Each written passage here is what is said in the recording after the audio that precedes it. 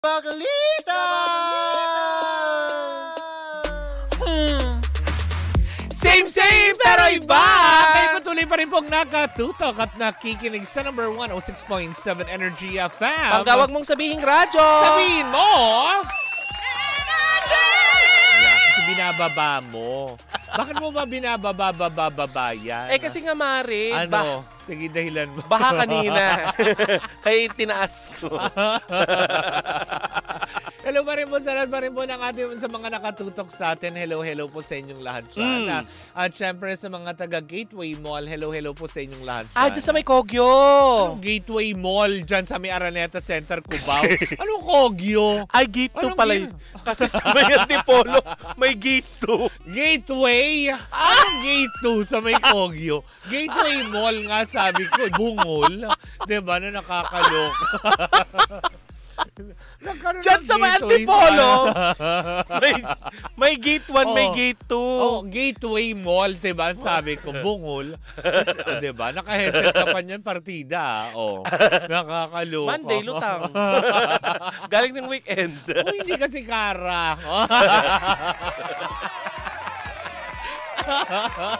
Uy, Diyos ka po. Hello po sa inyo lahat dyan. Magandang umaga. Yan. May mga friends tayo na nandyan nakikinig sila. Saan yung sa may malapit sa sinihan? Sa may mall mismo. Ang dami. Kasi over the weekend din tayo ay napadpad naman dyan sa may bandang Cubao. Anong ginagawa mo sa Cubao? Wala. Bakla ka. Umuulan, di ba? Tignan ko kung may baha. Di ako pinanganak kahapon. Kaya ka, di ba, sabi ko kasi hindi na ako pwede saan-saan magpunta, Mare. Alam mo, Mare, kung saan ka nauon siya, Mi. Oo, at saka kung bubuk ka, Mare, outside Metro Manila. Ang lahi, sa Lucena. Sakay ka ng bus. O di kayo sa Quezon. Tsaka ilib mo, Mare. Hindi yung dyan ka lang. Tuloy nakikilala ka. Ay, hindi, di ba? Kaya uy, sabay na naman tayo. Anyway. Matitigil na ang paglalandi ng bakla. Oo, at saka wag mo nang hintayin, Mare, na maback-to-back ka ng mga pulis dun sa bagansya. Yung may makikita mo na lang ako sa Twitter. Uy, kilala ko to. Nakatakip ng good morning towel yung mukha. O ano na chika mo for today? Teka lang naman sa chika. Batiin lang muna natin ang ating mga masugid na tagapakinig. Sige, saan yan? Ayan. Diyan din sa gate. Anong ginagawa mo sa Antipolo? Oy, di ba nga dati akong taga Antipolo? Oy, yung mga jeep diyan sa may Gateway Mall, kung saan kayo na ang hirap ilusot. Sa may farmers. Yes, yun. may mga plaka yon. Sa Gateway noon. Eh, ganun. Sa Gate 2 wala. Tricycle meron. Hindi, taga Antipolo kasi ako dati. Sige. Hello sa mga taga Antipolo. Talagang of all the people, of all the places, Gate 2 talaga yung naalala. Mapuntahan nga yan. Sabi ko sa'yo, sa labas ng Metro Anong Manila. meron sa... ano na? Eto na nga, Mare, ang nakakaloka. Itong gustong-gusto ito ni Kuya Robert at saka ni Chang Ami. Hello! Ayan. Mare, eto nakakaloka. Kilala mo ba si Jessica Villaruin? Hindi.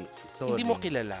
Sorry ha. Nanalo ito sa The Clash dati, third place. Okay. Oo. Itong si Jessica. Oo. Ngayon, Mare, ito nakakaloka. Medyo nga sabi nila medyo nakakahiya nga daw ito. Bakit? Nangyari. Kasi sorry, nga, Mare, pasensya na po. Bakit sinabi kong hindi ko kilala? Diba, very vocal naman talaga ako na hindi ako nanonood ng na makakapamilya. Ng kapuso. Ng kapuso. Diba? Well, anyway, Ilang ibang programs. Katulad yung kay Ding Dong ngayon, yung Royal Blood. Recently. Royal Bloods yung ngayon. Oo. Pinanonood ko. Anyway, Mare, ipapakilala ko muna sa'yo si Jessica Villarubin. Siya ngayon siya yung singer ng GMA7 na may programa ngayon na All Out Sunday. Okay. Kasama niya yung mga divas ng GMA7 kagaya ni Jonalyn Rita. Viray. Huy, wala na ABS-CBN pala. Tsaka Jonah na siya ngayon. Diba? Dati taga GMA yun. Yes. Si Jonalyn Viray. Kasamahan na nila yung mga ladibas. Julian San Jose. Yes, Julian San Jose. Diba? Si Rita Daniela. Ay, oo, si Aubrey. Si Aubrey, oo. Mas nakilala siya bilang Aubrey. Rita pala. Rita Daniela. Kilala ko lang lagi pa nakikita ko. Si Aubrey. Oo. Yun, Hindi si Rita Avila, ha? Oo. Si Rita, Rita ano nga? Rita Daniela. Ayun. Yun po yung partner ni Ken Chan. Yes. Yun. But anyway, Mare, eto na nga ang nakakaloka. Sa burol ni Sir Mike Enriquez, pinaawit sila ng isang awitin na hindi na rin natin papangalanan. Pero, ang nakakaloka dito, Mare. Ayan yun. Oo, ayan yung pinapakita natin yan sa ating mga sa TV Bakit? screen. Ano nangyari? Kasi nga, Mare, nung umawit sila, alam naman natin na sa week, syempre, na may mga kabagbag damdaming awitin. Pero, hindi nagustuhan ng ilang netizen ang alin? Yung way ng pag-awit nitong si Jessica Villarubin. Bakit? Kasi nga, di ba, grupo sila. So, syempre, kapag grupo, Mare, bigayan. Ang sabi ng mga netizen, Mare, dahan lang. Ano kinanta? Yung boom, boom, boom, boom, boom, boom, boom. Ano ba yung kinanta niya? Yung ba yung kinanta? Angels Super Brought Me bass? Here. Hindi naman siguro. Hoy! Sa awit niyo sa burol! Hoy, hindi lang. Kaya nga nagtatanong ako eh. Ano may kinanta? Pwede rin yung babalik kang muli. Sa burol?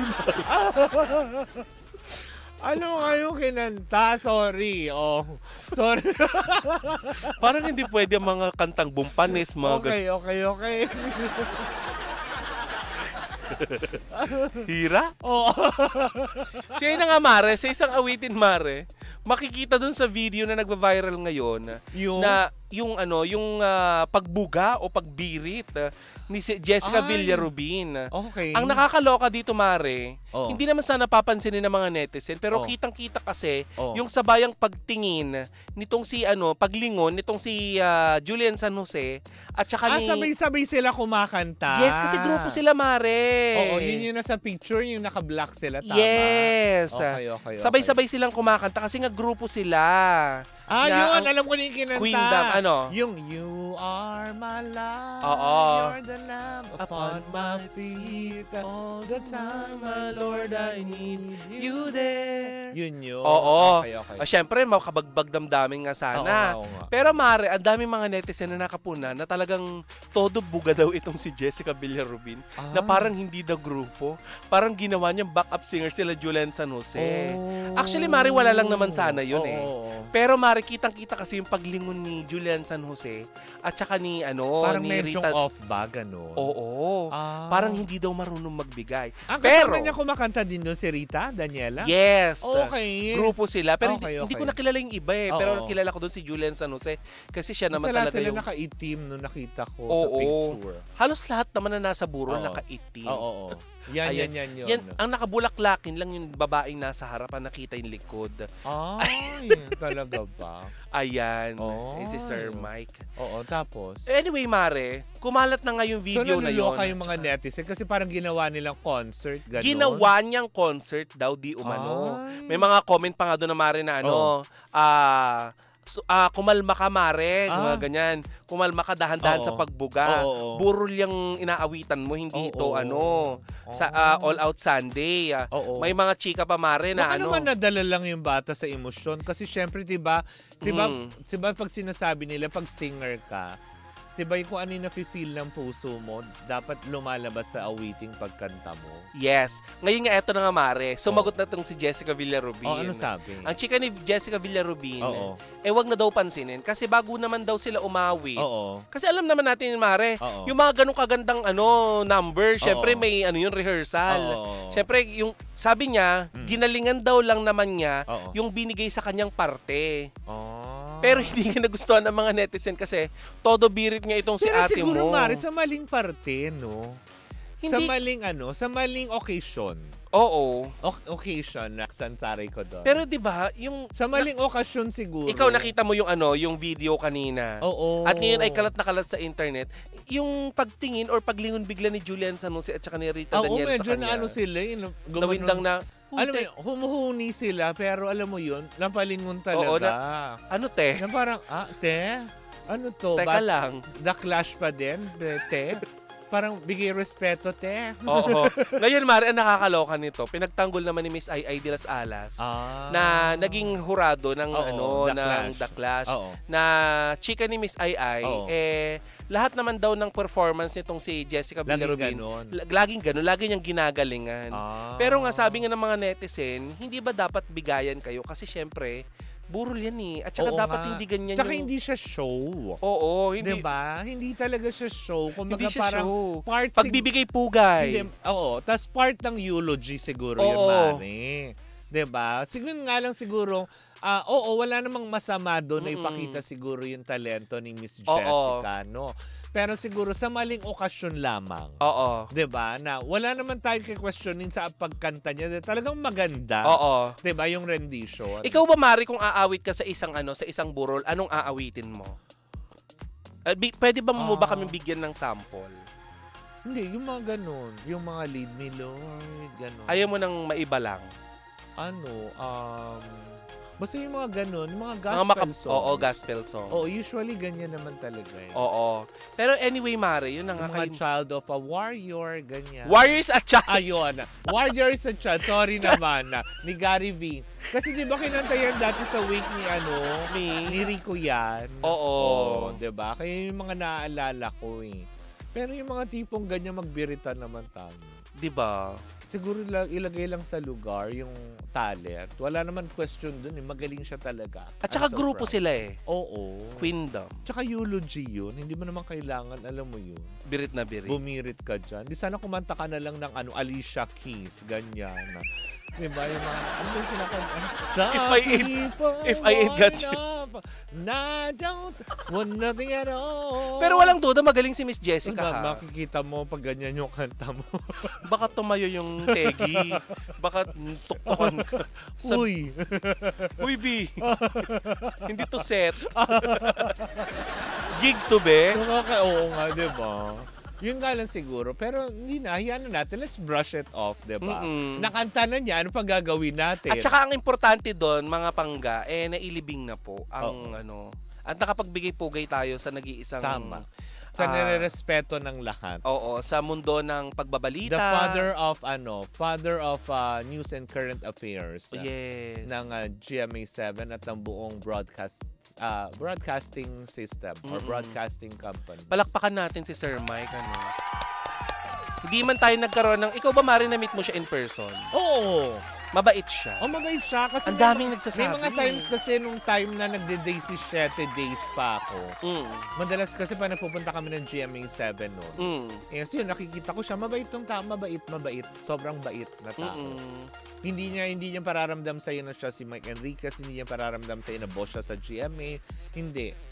Tao siyang kausap, down to earth. At saka natutuwa ang industriya ng ng radyo, Mari, kasi nanggaling din siya sa radyo, di ba? Matagal siyang naging DJ at the same time na humawak siya ng iba't ibang istasyon. Diba? Na kaya nga naman we salute you.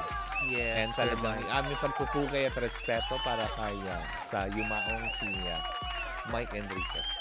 Correct. Anyways, ayan, nandiyan po muna natatapos ang ating chikahan for today's video. Sa aming pagbabalik bukas, isang umatikabong chikahan na naman, nadala-dala ng dalawang bakla. Kala ko magbabalik ka pa.